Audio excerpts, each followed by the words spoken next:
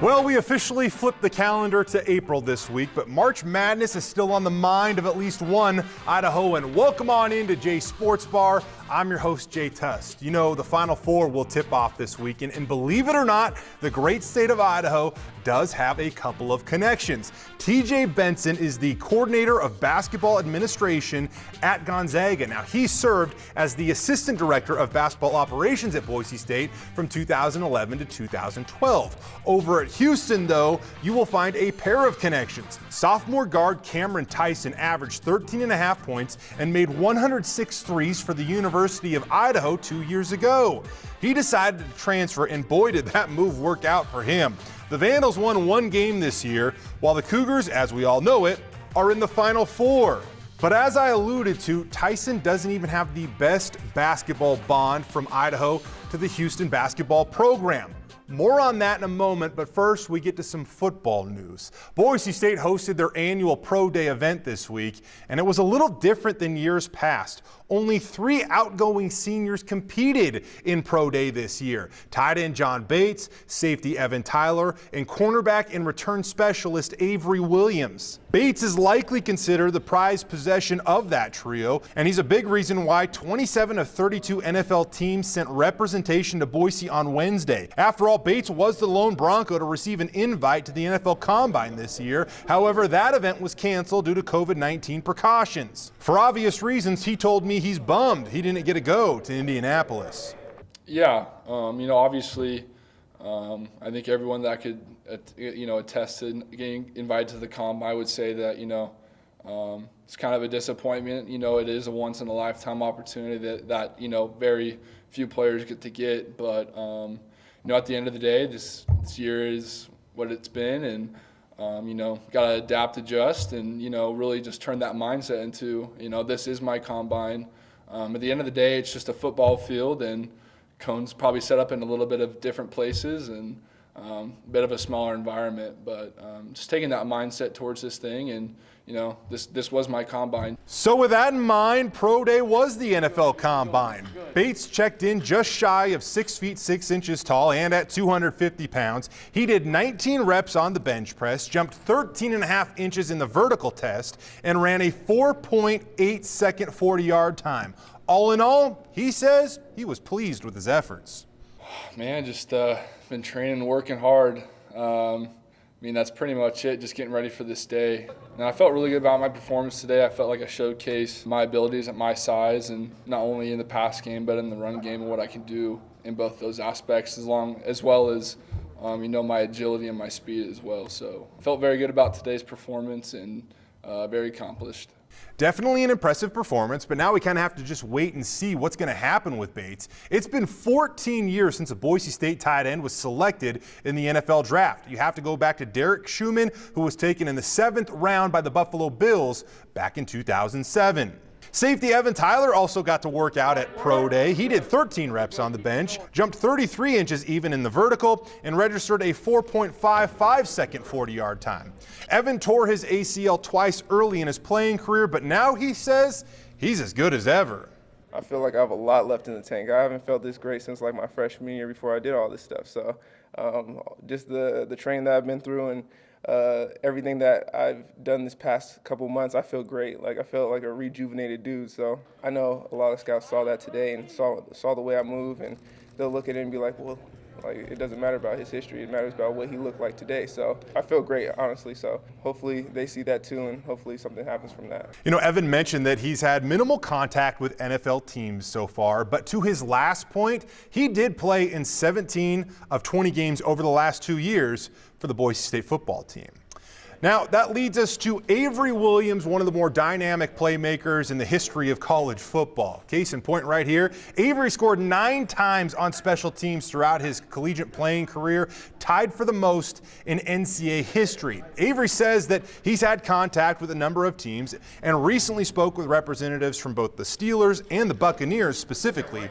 The 5'9", 187-pound playmaker did 19 reps on the bench press, jumped 33.5 inches in the vertical, and posted an impressive 4.41 40-yard time. In addition to that, he proved just how versatile he can be. He worked out at running back, ran routes at wide receiver, in addition to showcasing his skills at his traditional defensive positions. When you look at the tape, I have 4 years of starting, on defense, and, I've played corner, I've played safety, I've played nickel. And then when you see me on the special team side, not only am I a returner, but I've blocked punts, kicks, made big plays on kickoff, but it all translates. And, my elusiveness and agility on, my return teams, that's able to show that I can be in the backfield, as a running back and catch as well, which I showed today. Personally, I can't wait to see where Avery ends up. And I do believe that few players around the country will benefit more from the interview process than Avery. The reason being, his intangibles are off the charts. We talk about his leadership as well as his football IQ. I don't know if I've ever heard a collection of athletes talk in higher regard about one of their peers than Avery's former teammates. Talk about Avery. It's pretty incredible. A reminder, the NFL draft is coming up on April 29th, so the end of this month. As we move from the former Broncos to the current Broncos, recently I caught up with Boise State first-year head coach Andy Avalos to get an update on how spring football is going for the Broncos. We also talked about the quarterback competition between Hank Bachmeier and Jack Sears. Andy, last time we talked with you, we asked you about the quarterback competition. Today we've already asked you about the quarterback competition. As a guy with a defensive background, how kind of new is this, and how much are you in communication with what is going on at that competition? I love it. It's fun. The new perspective. I spend as much time in the offensive staff meetings learning the new offense, the operation, how guys are doing. Obviously, I love being out there on the field with those guys, standing in the backfield and seeing how they move in the pre-snap and really looking to help in any way, which is usually stay out of the way. But it's fun being able to go down there and watch their drills and seeing their development. What Coach Plow is doing with that group is unbelievable. And here's the biggest thing that you'll see is how tight they're coming together as a group. Yes, they are competing. There is only one quarterback on the field at a time, but how they're growing together and helping each other, that's the thing that this makes everybody excited, as well as myself, is to be able to see that. Having a few spring practices under your belt as a head coach, how's the rhythm? How's the flow at practice going? And have you made any little adjustments or modifications so far? You know what? I get really antsy during individual because that used to be one of my favorite times, being able to teach fundamentals, teach techniques, create an edge, create a mentality that is going to then take over when you get to compete against someone else. So right now, that's the biggest difference for me. Once the group periods, the special teams, we jump in, and the team periods, coaching the start and the finish, a lot of that stuff is very similar. But the individual part, at least for me, is the difference. I love being able to coach the special teams. That's really fun. You get to be around all the players, offense, defense, obviously, and the specialists all at once. We've been able to get some really good work in. We feel like the progression we're making right now, if we can have the consistency within what we're doing, that we're going to like where we're at coming out of spring ball. It was really good catching up with Andy. I can't wait for Saturday, April 10th. That's the spring game. We're going to have plenty more to talk about and discuss and see, for that matter. 5,000 fans are going to be allowed to attend that game. Spoke with Scaly Gahan recently, and he said, quote, "We're back." He loves the fact that fans are going to be in the stands. A little extra juice for the Broncos as they wrap up spring ball, again, on Saturday, April 10th. As for what's going on this Saturday, though, we go back to the hardwood because the Final Four continues. Gonzaga faces off against UCLA, and Baylor plays Houston. Get this, Casey Beard is a video coordinator at Houston. He was raised in Parma, graduated from Boise State, and now he's on the cusp of a national title with the Cougars. The Final Four continues this weekend, and it is not many times we've ever heard Parma, Idaho to the Final Four. But this week, the town of Parma has a lot of pride in this connection. Casey Beard, the video coordinator for Houston, not a traditional path, but an incredible one. Yeah, no, I mean, when I grew up in Parma and it's a town of 1,700 people, I can remember watching the Final Four and March Madness every spring and dreaming one day of wanting to first off play in it. When that didn't happen, chasing it other ways. So been quite a journey, but it's awesome to be here now. That's definitely true. What is it like being one of the final four teams left, not only competing, but also in the bubble that you've been in for, over 3 weeks now?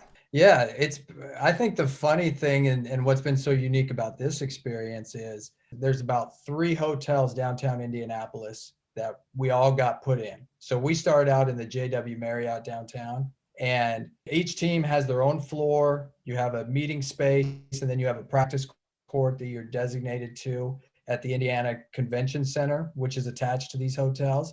So those are the only 3 areas that you can go and occupy.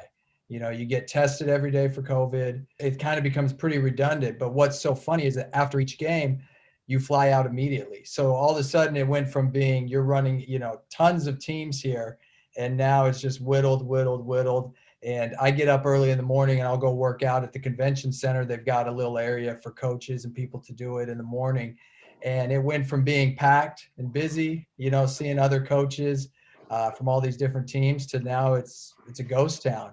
So it's almost like, I guess, kind of like Hunger Games or something like that. You're just kind of the last one survive, and like they say, survive in advance. We ain't done yet. We ain't done. It's been a neat experience, more so than the other years that we've been to the tournament.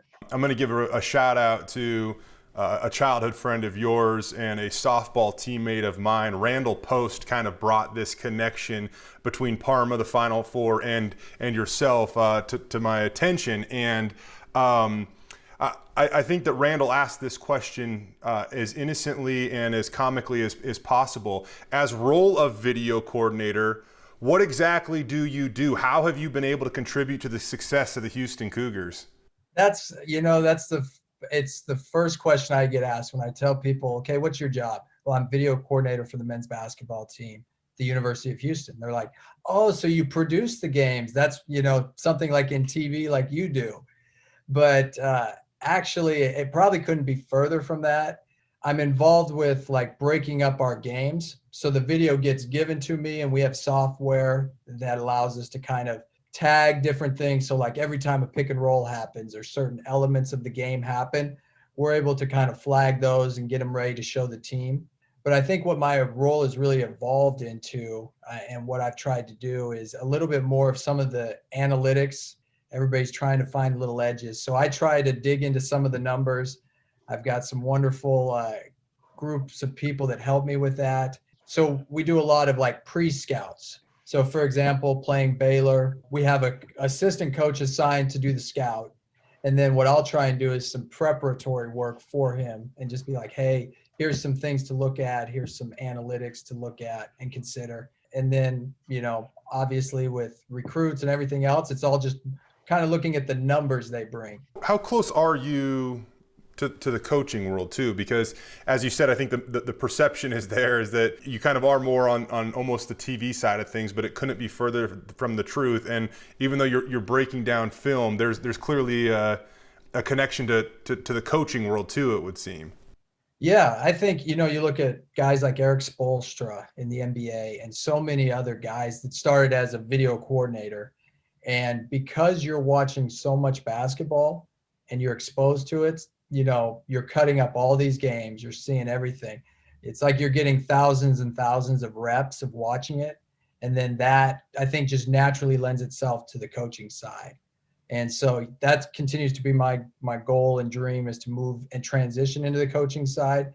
But I've been very fortunate I've been here the entire 7 years with Coach Sampson. Mm-hmm. And so I've been here from when we were getting bounced, early in the conference tournament to a Final Four. So I've seen it's been a kind of one of those dream scenarios in a lot of ways. I was going to ask you that. You've been Kelvin Sampson's right-hand man since he really rebuilt this Houston basketball program. That first year that both of you arrived, I think you won 13 games. And then the following year, you cracked the 20-win mark, and you've never looked back. How did you get connected with the legendary coach that Coach Sampson is? I'll try and do a quick synopsis of my career, because until I was at Houston, mm-hmm. I was working for like a new team every year. I was a student manager at Boise State, 2007, 2008. was fortunate enough to be there when we made the tournament. We won 25 games, upset New Mexico State at New Mexico State in the conference tournament, and then ended up losing to Louisville in the first round. But kind of that momentum got me a job at SMU as what they called at that time a video intern. You know, you get paid like $1,000 a month. You know, you're just barely getting by there in Dallas. But it was a great experience. I worked for Coach Matt Doherty. And from there, I was only there 1 year. I went to West Texas A&M, got my master's.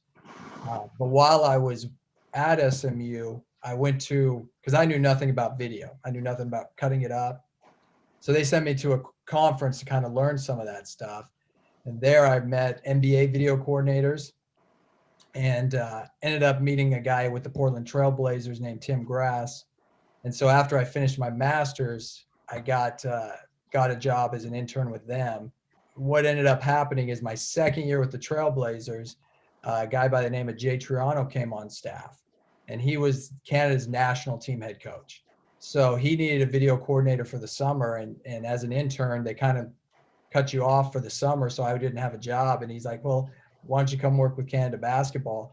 And his lead assistant was Kelvin Sampson that summer. We actually spent like 90 days together that summer. And he went back to work. He was working as an assistant with the Rockets at the time, so he went back to work for them. The following year, I interned with the Jazz, and then he took the Houston job. And so, like, literally the day I saw that it broke, like, you know, University of Houston hires Kelvin Sampson. He called me up and said, hey, I want you to be my video coordinator. And so I came down, and it's been a great experience. In addition to all the stuff I did with Canada basketball, I've had some unique opportunities.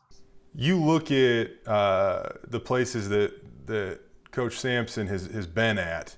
I mean, it's Oklahoma, Indiana, obviously Houston now. He was in the NBA for a few years. I guess what I'm trying to say is he does not lack connections. Why do you think that he went to you? How did you earn that? I actually think because Coach Sampson at his core is a grinder. He is a blue collar worker. He wants guys that work.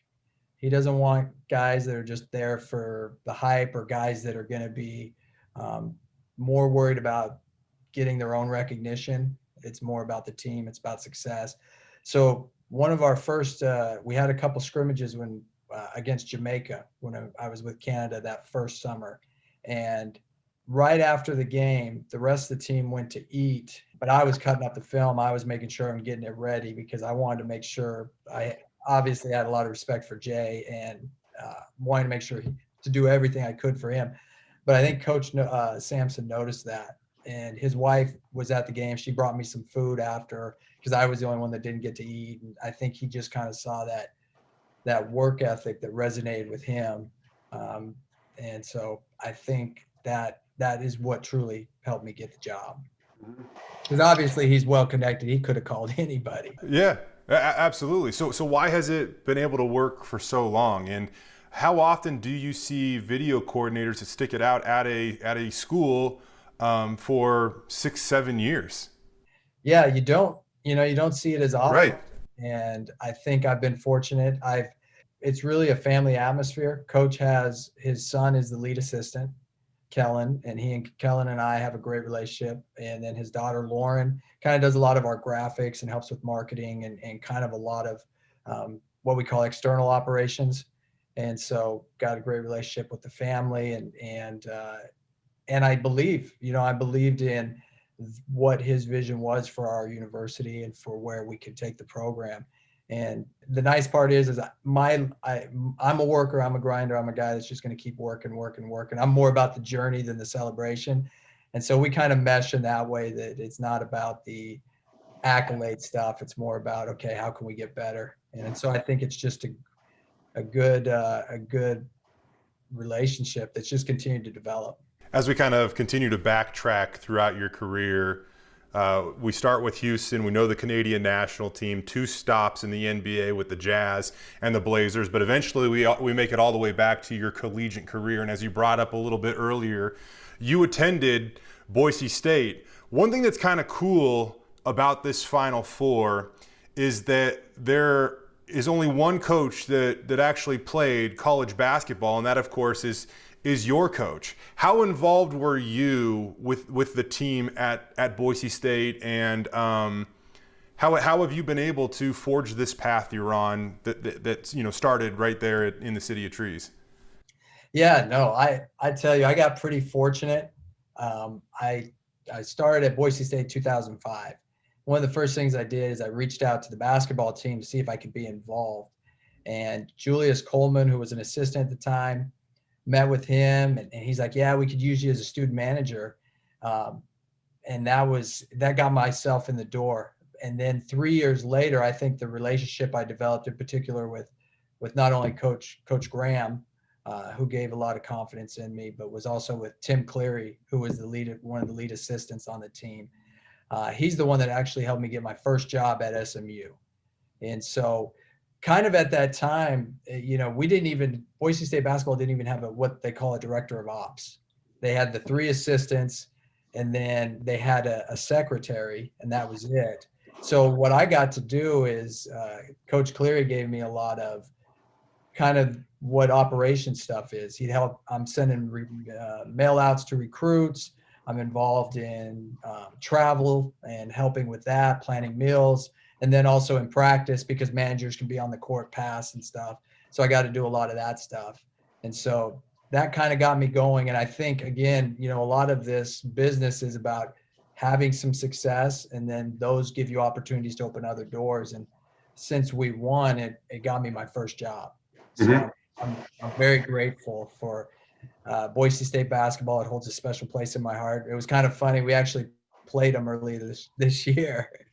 So it was kind of one of those where you're like, I want them to do well, but I don't want them to win this game.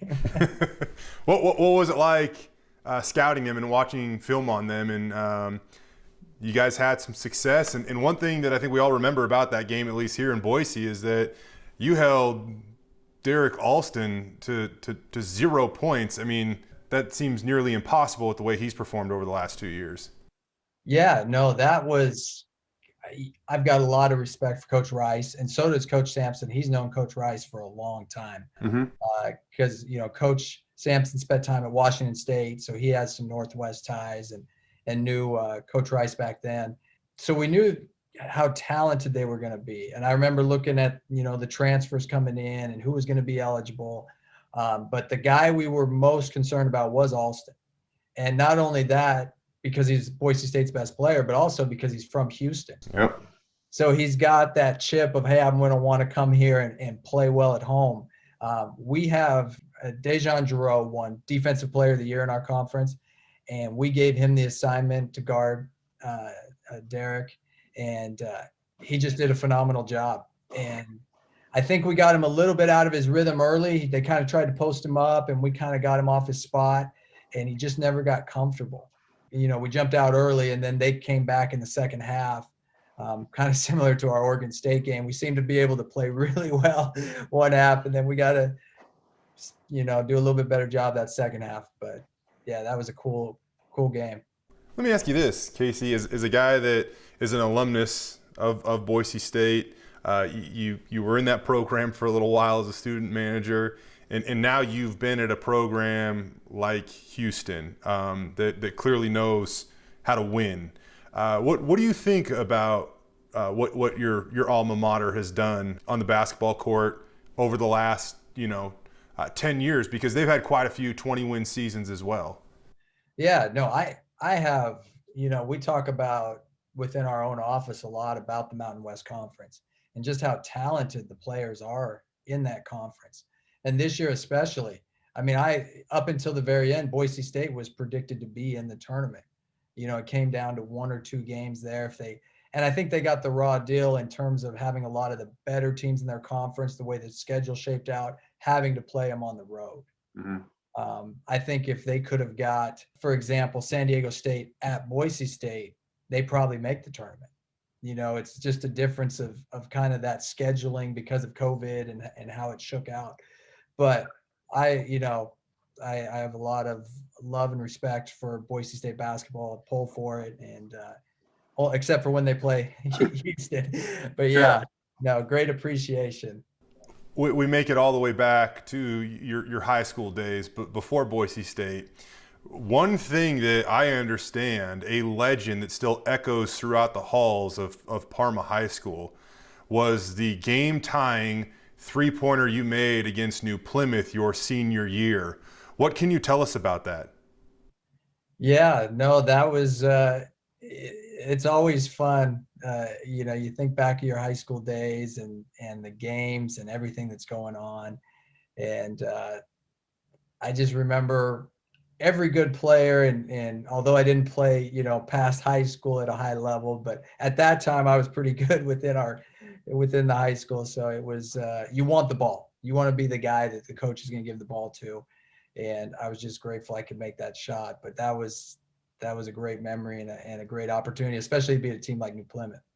I know that you said that, you kind of realized that you wanted to go down the path that you've currently followed when you were at Boise State. But what was the moment? Who was the player that truly made you fall in love with basketball? Who was the one that made all of this click for you?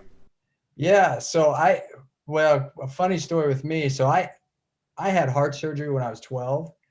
And so I was big into football up until that point.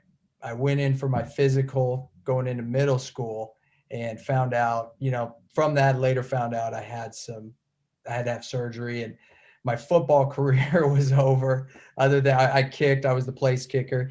But what it shifted, ironically, is it turned me into basketball became my obsession. And so I really turned into basketball. And then, Gonzaga success at that time, and having a connection where my freshman basketball coach, son-in-law is Mark Few. And so, just kind of almost like a little connection, even though I never got to meet Coach Few or anything. It was one of those where you felt like you were somewhat, you knew someone that knew someone, and kind of got me going. And so I knew at that moment, I think I was 16, I was like, I know I want to coach. I want to coach college basketball. And then the NBA opportunities came, and those were phenomenal. But I've always had a desire to be a college basketball coach. You are our direct connection here in the great state of Idaho to the Final Four, but there is more of an indirect one, and you kind of just referenced it right there. But Mark Few, the head coach at Gonzaga, his mother-in-law actually is she a graduate of Parma High School, or did she teach there? I don't know the exact story, but there's something to that. Yeah, she taught our mutual friend Randall and I both in 4th grade and then again in 6th grade. And so she's very heavily involved, and I believe both she and her husband are Gonzaga graduates. And then, they ended up, their daughter marrying Mark Few, and now they're, as big a Gonzaga family as it gets. So you've never met Mark Few, although he was one of the people that maybe inspired you to want to be a coach one day. And now you're almost, we're talking 40 minutes away from maybe meeting him for a national championship. I mean, has that hit you yet? That's kind of crazy. That is pretty crazy. Life is pretty crazy, that's for sure. Yeah, no, I'm excited. And Bailey, what's been funny is kind of along the journey, again, like you said, like you start to meet some of these people that you look up to, and it just almost becomes surreal. And you're like, whoa, I come from a town of 1,700 people. So it's not, the thing that you mostly saw was, fields and a lot of space between neighbors and things like that. And now I live in the 4th largest city in the country, and life's a little different, but it's been a heck of a journey. Mm-hmm. I got one more question that I granted Randall. He wanted to know, game on the line versus Baylor. We scrapped the overtime rules. You have to make a 35-yard field goal to send the Houston Cougars to the national championship game. From your old high school kicking days, could you get it done right now? I think I could. I would sure give it my best. I love it. So did the heart condition prevent you from playing at all, or was there just a correction, or what exactly happened there? So what it was is, I guess at birth, I had never felt any effects of it, but I had a coarctation of the aorta. So that's the main artery. And so they ended up having to go in and essentially cut out the narrowing and stitch it together. And so once that happened, they're like, the recommendation was football was probably not the best thing for you. So I could play basketball, baseball. Randall and I actually played in a state championship game our senior year. So that's some good memories there. Yeah, I know. That darn Nampa Christian got you guys every game that year, I hear. Yeah, with that, I'll say this: they were much more talented than us, but it was awesome to have that experience. But yeah, no, it was, again, like I said, if that had not happened, I'd probably be a football coach right now, because that's the path I was trending towards. It's crazy how things work out. From your NBA days, just a fun one. What's your best NBA story? Whether it be an interaction with a player, a coach, travel. What's your best NBA story? I think a funny one. This actually happened when I was at SMU. So I get there and the Mavericks are having their training camp there. It's Rick Carlisle's first year as the Mavs head coach. So they're coming. And again, I'm coming from Boise State. They're in Boise. Once in a while we'd have, somebody from the Jazz maybe come through, but you're not seeing a lot of people pass through your city very much. But when you're in Dallas, all of a sudden I'm sitting there, we're watching some of the practices, and Jason Kidd was my favorite player. So all of a sudden he's right there. So that was unbelievable. But one of the funny experiences, the first day down there of their training camp, and I'm standing next to the door and watching them stretch, and they're about to get started. And then Dirk Nowitzki comes over to me and he puts his hand on my shoulder, and you don't realize how big these guys are. I mean, he's a legit 7 feet, and I'm 5'9", so he's looking straight down. He's like, "Where's the bathroom?" And so I was like, just outside the door here.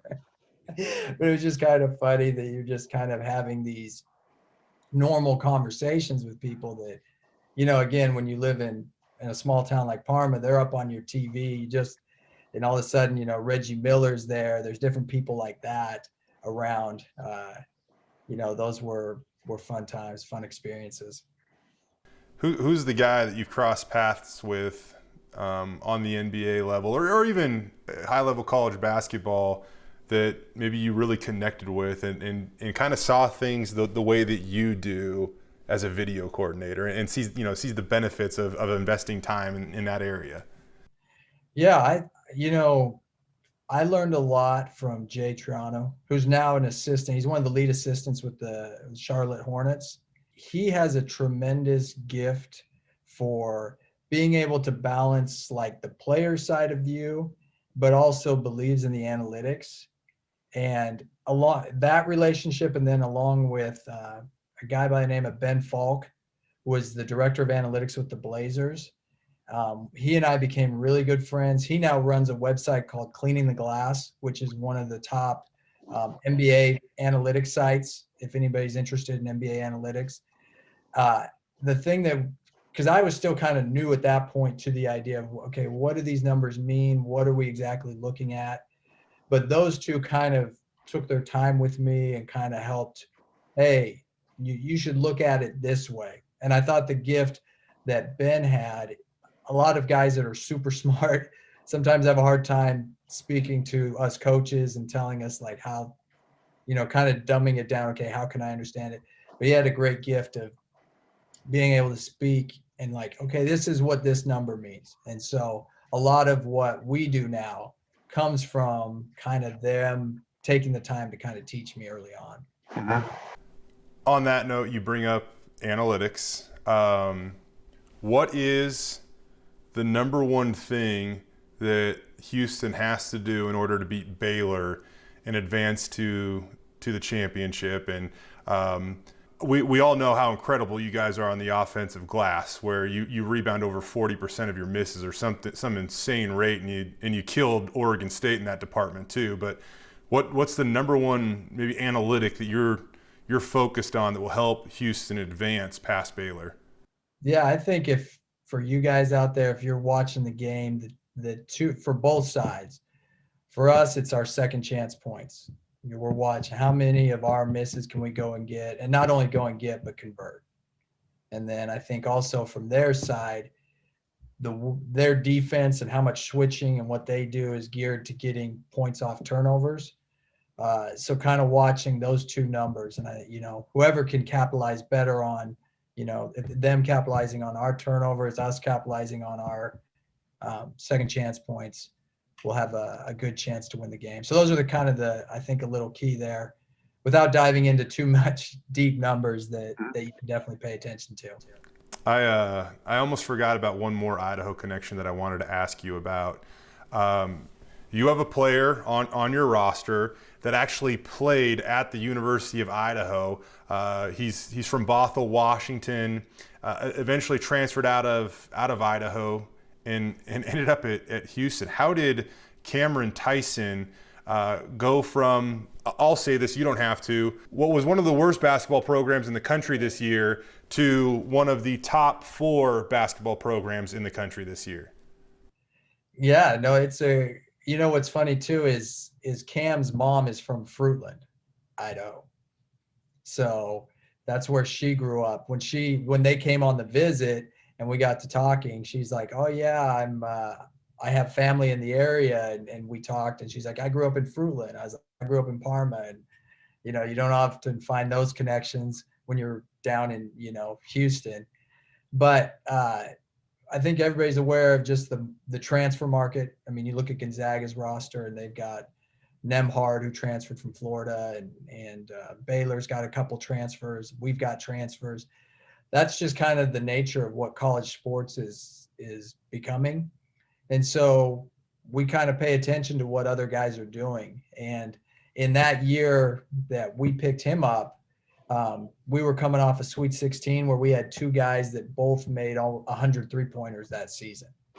And Cam, that's what he does. And he made 112 threes, I believe, his freshman year at Idaho. And so we got him as a specialist. And we're like, okay, we're going to get him. And so once he went into the transfer portal, we went after him because we thought he was a fit for what we wanted to do. And he's this season he set the record for school, made threes in a game with 10. Our Lady of the Lake, I believe it is. He lit him up. Cam doesn't play. He hasn't played a ton, but he's young in his opportunities. Too specifically, he can fill it up in a hurry. Over 30 points in 2 games this year.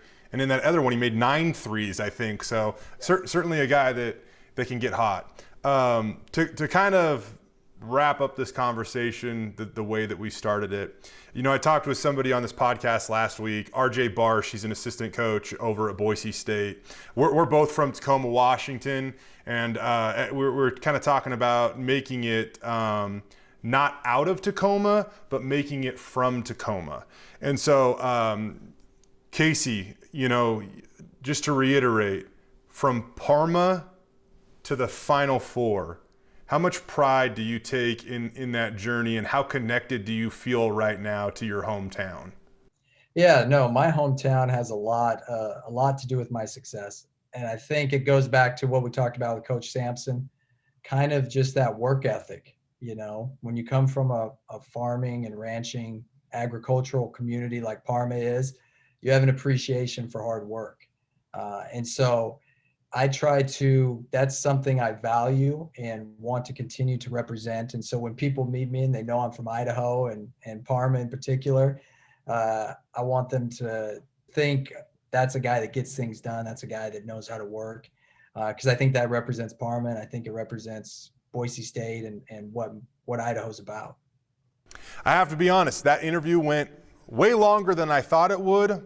But it unexpectedly was thrown at me this week, and Casey's an awesome guy. A lot of fun stories right there, and clearly he is on a path to success. I hope you guys all enjoyed the show today, and have a great weekend. Happy Easter to you all. And until next time, I'm Jay Tust, serving the Idaho sports community right here on the Sports Bar.